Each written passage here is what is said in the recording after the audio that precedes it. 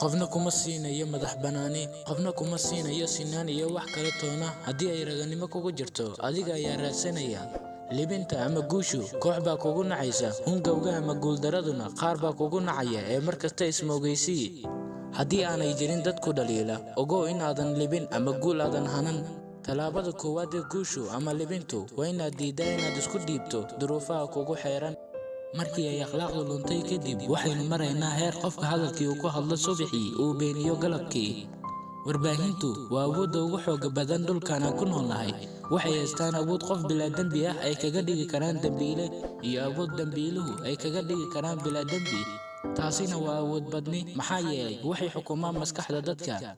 ma rumaysna in dadka sida cadaalad darrada loo cadaadinayo ay sugaan cid kale oo u samaysa sharci ay kaga baxaan cadaadiskaas.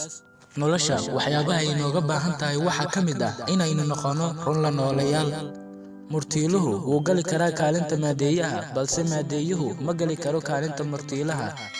wanaagaaga ha ka dhigin buug furan. waxaa jira dad aan xaraf ka mid ah u qalminayn. haddii aanad u dhimanayn darteeda, ereyga xornimo ka saar qaamuuskaada.